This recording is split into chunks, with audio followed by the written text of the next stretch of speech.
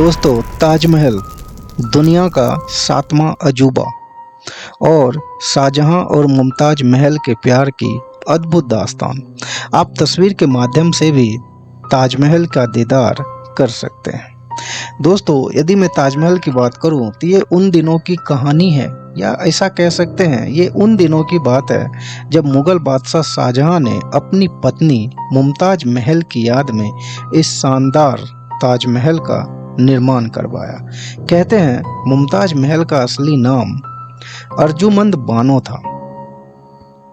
ताजमहल का निर्माण शाहजहां ने 1631 में अपनी पत्नी मुमताज महल की याद में करवाया था,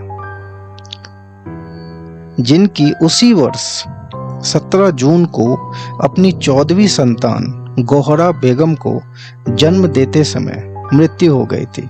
हालांकि आप शाहजहां और मुमताज महल की कुछ तस्वीर, वाकई कुछ दिलचस्प तस्वीर आप देख सकते हैं। निर्माण 1632 में शुरू हुआ, यानी ताजमहल का निर्माण 1632 में शुरू हुआ और मकबरा 1648 में बनकर तैयार हुआ, जबकि आसपास की इमारतें और उद्यान 5 साल बाद बनकर तैयार हुए। दोस्तों, कुछ दिलचस्प कहानियां और भी है जो मैं आपके सामने अभी बताता हूँ। कहते हैं 1607 के वर्ष में शुरू हुई थी एक ऐसी कहानी जो ताजमहल की नींव, आप ऐसा कह सकते हैं ताजमहल की नींव रखी गई थी।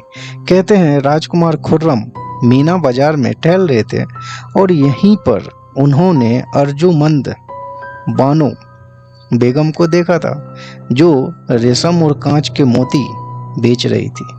मुस्लिम फारसी राजकुमारी उस समय 15 साल की थी और राजकुमार खुर्रम 14 साल के थे। यह राजकुमार के लिए पहली नजर का प्यार था। ताजमहल कही जाने वाली इसी इमारत का पहले कुछ और नाम था जो कम लोग ही जानते हैं। तब मुगल सम्राट शाहजहां ने इस इमारत का नाम रौजा ए मुनव्वरा रखा था, रौजा ए मुनव्वरा रख दिया था। हालांकि कुछ समय बाद इसका नाम बदला गया और इसे ताजमहल नाम दिया गया। दोस्तों, कुछ ताजमहल के बारे में कुछ ऐसी कहानियां, कुछ अलग अलग कहानियां हैं, कुछ अलग अलग धारणाएं हैं। जैसे कि ताजमहल शब्द संस्कृत शब्द तेजो महालय का बिगड़ा हुआ रूप है, जो शिव मंदिर को दर्शाता है। इसमें अग्रेश्वर महादेव अर्थात आगरा के नाथ की प्रतिष्ठा की गई। संगमरमर के चबूतरे पर चढ़ने से पहले जूते उतारने की परंपरा शाहजहां पूर्व काल से चली आ रही है।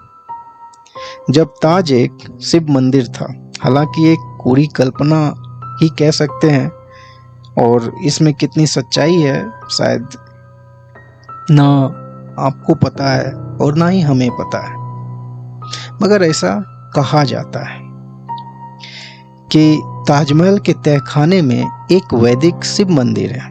ताजमहल को शाहजहां ने नहीं, जयपुर के राजा जय सिंह ने बनवाया था।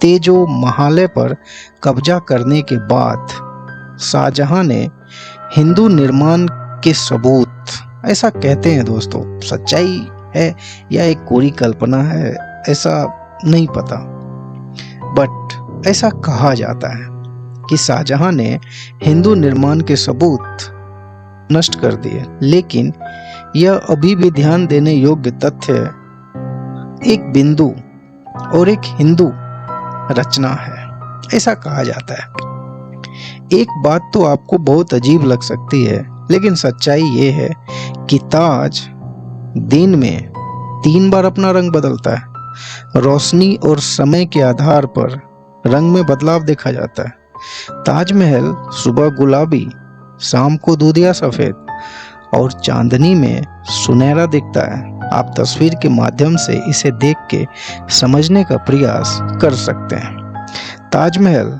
जिसे प्रेम की निशानी भी कहा जाता है, जिसे मुमताज महल भी कहा जाता है, इसे शाहजहां ने अपनी चौथी पत्नी के लिए बनवाया। हालांकि यदि कुछ अच्छी चीजें होती है तो कुछ अफवाहें भी होती है। अगर सच में ताजमहल प्रेम की निशानी है तो मुमताज के गुजरने के बाद शाहजहां ने और 3 शादियां क्यों की? कुछ बहुत सारे सवाल। हालांकि हम उस सवाल पे नहीं जाएंगे, बल्कि हम इस दुनिया के 7वें अजूबे को देखेंगे और उसकी वास्तुकला को बहुत ही ध्यान से समझने का प्रयास करेंगे। क्यों ये 7वां अजूबा है, हम उसके बारे में देखेंगे और समझेंगे। दोस्तों, यदि ताजमहल के बारे में और कुछ दिलचस्प बातें आपके सामने, इतिहास से जुड़ी कुछ दिलचस्प खबरें यदि आपको बताऊं तो ये थोड़ी सी अलग है। जैसे कि ताजमहल अतुलनीय धरोहर है। मुगल सम्राट शाहजहां के समय में मुगल वास्तुकला अपने चरम शिखर पर थी। ताजमहल उन सभी वास्तुकलाओं के उदाहरण में सर्वप्रसिद्ध है। ताजमहल मुगल वास्तुकला का उत्कृष्ट नमूना है दोस्तों। इसकी वास्तु शैली फारसी, तुर्की, भारतीय और इस्लामी वास्तुकला के घटकों का अनोखा सम्मिलन है। सन 1983 में ताजमहल यूनेस्को विश्व धरोहर स्थल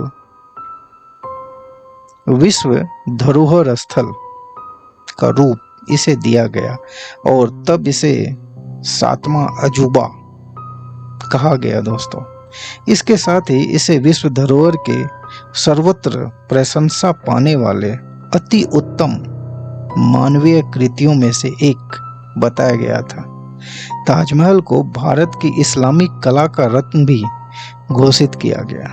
और साधारण तरीके से यदि देखें तो संगमरमर की सिल्लियों की बड़ी बड़ी परतों से ढककर बनाई गई इमारतों की तरह ना बनाकर इसे श्वेत गुंबद एवं टाइल्स आकार में संगमरमर ढांचा है दोस्तों।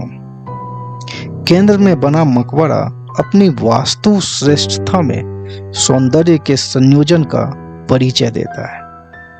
ताजमहल इमारत समूह की संरचना की खास बात यह है, यह पूर्णतया सममितीय है। इसका निर्माण सन 1648 में लगभग पूर्ण हुआ था, जैसा कि मैंने आपको इससे पहले भी बताया था। और इसके निर्माण में दोस्तों, इसके निर्माण में 22 साल का समय लगा, ऐसा कहते हैं। और इसमें उस्ताद अहमद लाहौरी को प्रायः इसका प्रधान रूपांकन करता, ऐसा आप कह सकते हैं कि ताजमहल को रूपरेखा देने का काम उस्ताद अहमद लाहौरी ने किया था, ऐसा इतिहास में कहा गया है। ताजमहल के पूरा होने के बाद उनके बेटे औरंगजेब द्वारा शाहजहां को पदस्थापित कर दिया गया और आगरा के किले में नजरबंद कर दिया गया। शाहजहां की मृत्यु के बाद उन्हें उनकी पत्नी के बराबर में दफनाया गया था। दोस्तों, एक दिलचस्प चीजें मैं आपको बताता हूँ।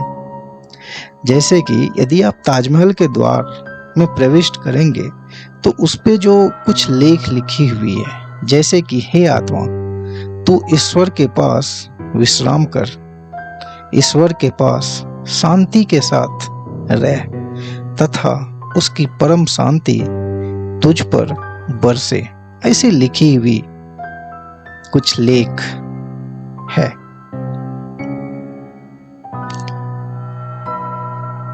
यदि इसके पर्यटन की बात करें तो ताजमहल, दोस्तों, यदि इसके पर्यटन की बात करें तो ताजमहल प्रत्येक वर्ष,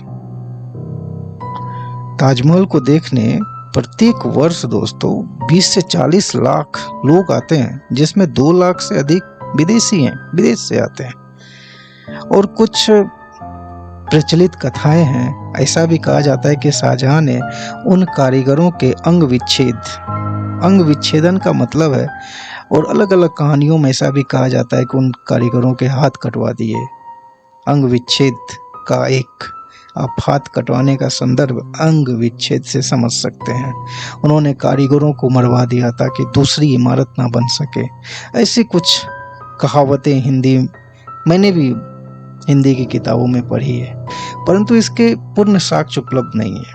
कुछ लोगों का कहना है कि ताजमहल निर्माण से जुड़े लोगों से यह कारनामा ऐसा लिखवाया गया था कि ऐसा रूप कोई दूसरा इमारत का ना हो। ऐसे ही दावे कई प्रसिद्ध इमारतों के बारे में भी किए जाते हैं। हालांकि यह केवल अफवाह है, क्योंकि तत्कालीन किसी भी महत्वपूर्ण काव्य इत्यादियों में इसका उल्लेख नहीं मिलता। हालांकि कुछ और तथ्य हैं इसके संदर्भ में। एक तथ्य ये भी है कि लॉर्ड विलियमसन बेंटिक, भारत के गवर्नर, 1830 के दशक में ताजमहल को ध्वंस करके उसका संगमरमर नीलाम करने की योजना बनाई थी। बेंटिक के जीवन लेखक जॉन रसोली ने कहा कि एक कथा उड़ी थी। हालांकि एक कथा उड़ी थी, ऐसा कुछ हुआ नहीं दोस्तों। जब बेंटिक ने निधि बढ़ाने हेतु आगरा के किले का फालतू संगमरमर नीलाम किया था। कुछ ऐसी कहानियां हैं जो वाकई दिलचस्प है, जो मैं आपके सामने लेके आया। और ताजमहल, विश्व प्रसिद्ध ताजमहल, दुनिया का 7वां अजूबा। तो ये कुछ बातें मैंने आपको ताजमहल के संदर्भ में बताई जो वाकई दिलचस्प है।